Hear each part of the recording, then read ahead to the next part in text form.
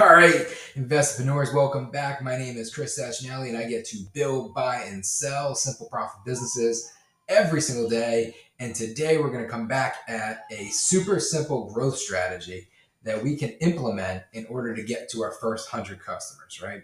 So this is something that is not scalable, but oftentimes when it comes time to getting the first 100 customers, or maybe you want to task somebody on the team with getting 100 more customers or something along those lines, things that move the meter in a measurable way, it's really easy to just execute things that do not scale, right? Just do the hard work, do the boring work. And oftentimes it's this type of stuff that gets us the traction. And it's oftentimes this type of stuff that most bootstrappers or most founders just aren't interested in or willing to just do in order to get to that level of critical mass, right?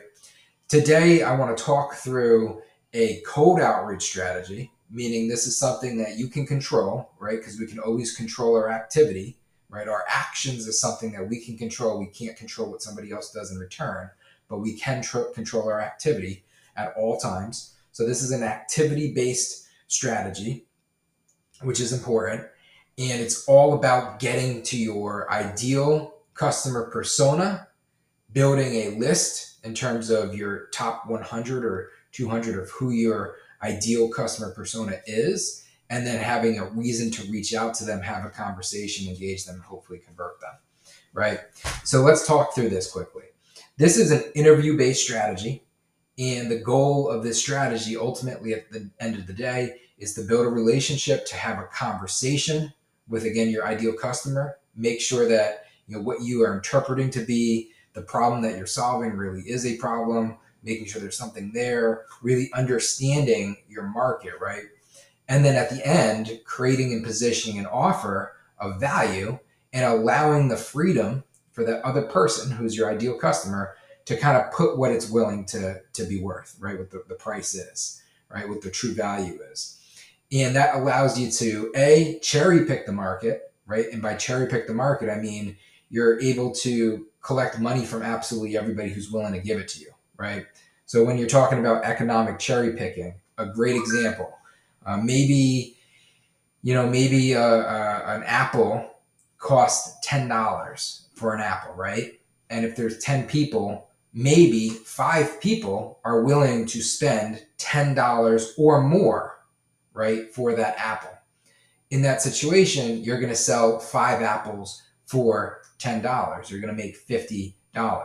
However, if you cherry pick the market, right, and you literally go up to each individual person and you ask them, hey, what are you willing to pay for this apple? Then there's a good chance that the 5 that paid you nothing are willing to give you at least $1 or more, right? Some level of incremental revenue greater than 0 that you otherwise would have captured. And then if you go to the folks that paid the $10, you already know, well, in this situation you don't, but theoretically, they are already willing to pay 10, so it would be 10 or more, right? So some folks would say 10, some folks will say 12, some folks will say maybe 50, right? And you're literally cherry picking all the economic value that folks are willing to pay. And because of that, you're extracting more economics from the customer base that you're targeting, right? You're pulling out more money from that market. It's hard to scale cherry pick economics, but it's a really great thing to launch with, and it's a great way to learn pricing, right? So that's also what this is set up for. So in order to execute this strategy, what you're doing is your first thing you're putting together is a list of 100 of your ideal customers, right? So you want to make sure you have a clear understanding of your ideal customer. I mean, for Bootstrapper Capital, it is a bootstrapped business, right? A bootstrap founder, right? Less than 5 folks on the cap table, less than $1 million in revenue, right? Ideally B2B, and then ideally B2B SaaS, right? That's our ideal customer because those are the best economics to our deals that we do when we look to acquire companies, right? So that's our ICP, and we know it's very, very clear. So my next task would be to go to market and find 100 of those. Again, this is the boring work. This is the stuff that folks don't tend to want to do. Where you can go, you should know, right? So everyone's market's different. You should already know where folks are hanging out. go to where people are hanging out. So in our situation, it's something like an indie hacker, or you could search like any number of terms on Google at this point, and like everybody has an Airtable for something. So there's already, I'm sure, a number of lists like we do it. So I'm assuming other people do it as well. I've already curated targets and whatnot that folks are tracking. There's different, product hunt, right? Like any number of these sources, right, where our people hang out is where we would go, and then we would just build a list of 100, right? And that list, it's who the person is, what the site is, what their LinkedIn is, what their Twitter is, what their email is. And I want to have all of those touch points. If I can't get all of the touch points, I'm not adding them to the list. I'm going to go find somebody else. I want a complete list of 100, right? It's a really good sample starting point. If you want to really make sure you're going to hit this with results, you can, level this up, and you can say instead of 100, make it 300 or make it 1,000, right? But you also want it to be manageable, where it's not like too overwhelming, and one person can just like commit to this as a strategy and then execute it all the way through fruition, right? So that's why less is sometimes more, but you want to have enough of a critical mass where you're actually going to get outcomes and results from this, right?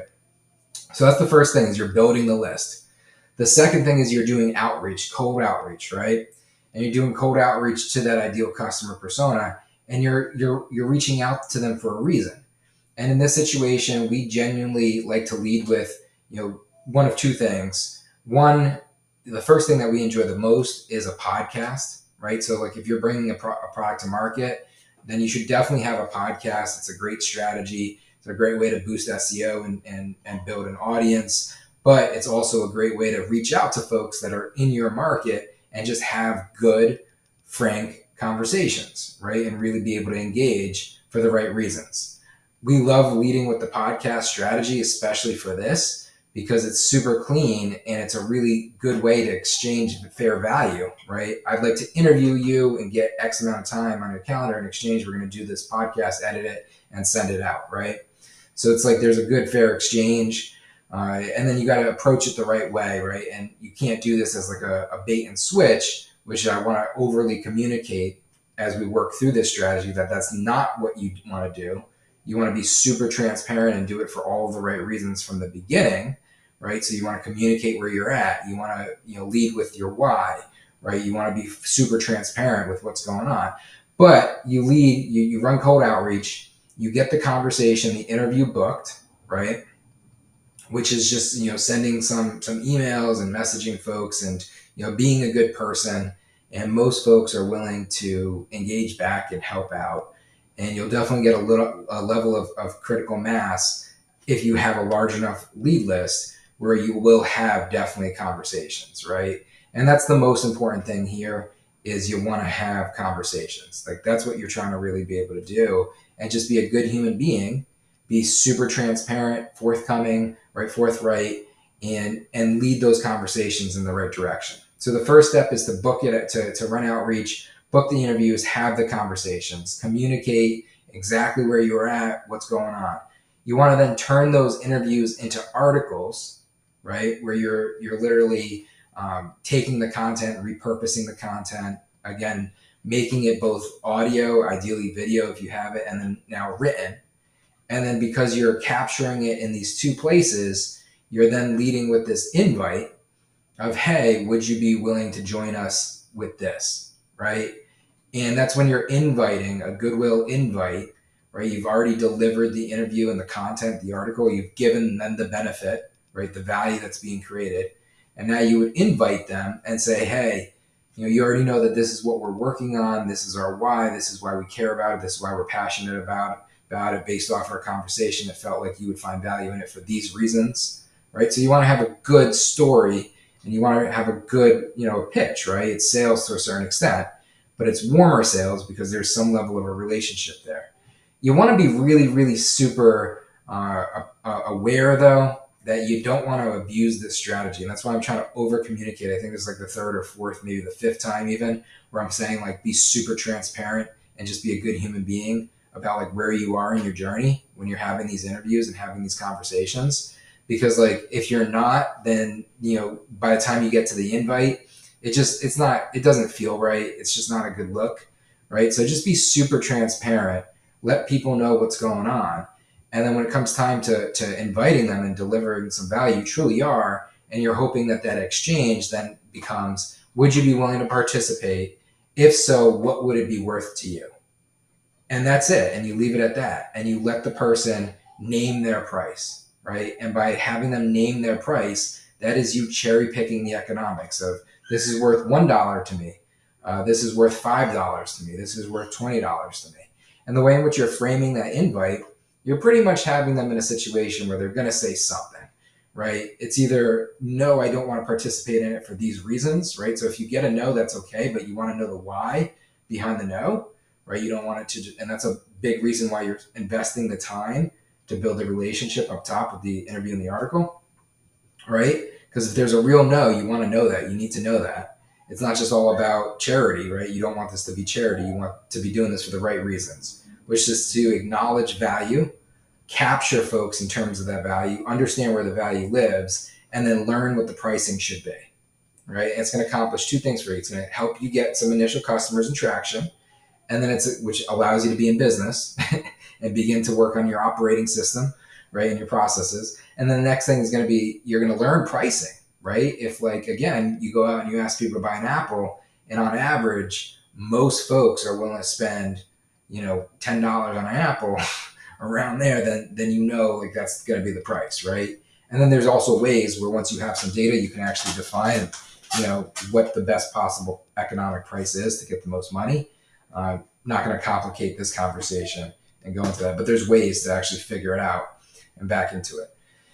Next, once you invite them, you're going to convert them, right? And now they're going to be a customer, which is huge. That's a big part of what you're trying to do here. This is a first 100 customer acquisition strategy, right? Again, this is not scalable. You can't do this indefinitely. It's like really poor unit economics. But when you're first getting going, this is such a phenomenal strategy. And then if you can figure out ways to scale it over time, there are ways to scale it over time, but you're doing it for different reasons. Right now you just want to be super simple. It's, let's get some initial customers. Now you invited somebody, they're paying you. Your next job is to activate them, which is to get them to value fast. You want to actually take them through the experience, make sure that they're getting to the value, have the communication loops, right? So you're looking for feedback loops at this activation stage.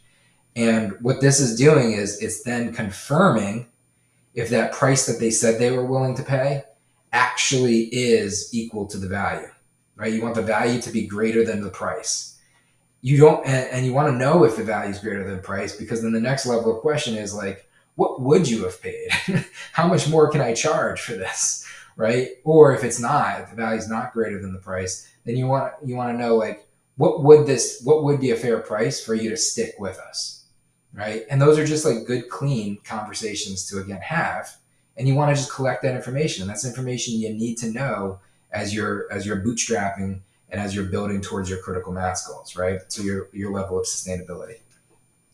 Now, once you did confirm value, and this is a great price, good value, right? Great value at a good price, then you're in a good situation to now go and close the loop. Which, again, this is supposed to be, everything you want to do is always going to have some sort of flywheel, right? Some sort of loop to it. You always want to have self-feeding mechanisms, right? Even if it's a mechanism that doesn't really scale. In this situation, you don't want to, continue to have to go look for more leads, because that takes you time. So let's cut it out and let's simplify our processes and build a better business system. So let's just ask for some referrals.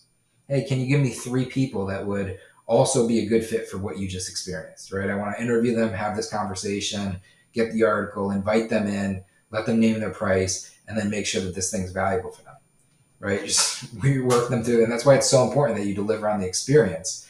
Now, most folks are either going to say, no, I don't really have anybody, right? And that's either them kind of dismissing you if you haven't built enough of a relationship, or, maybe it's, they don't think that this would be something that they, are proud to refer somebody else to, things like that. So like there's information in the answers, and sometimes you got to read between the lines. And then more often than not, oftentimes folks like to help people, especially if you've been really good as a human being throughout this process. They're like, all right, here's a couple of people.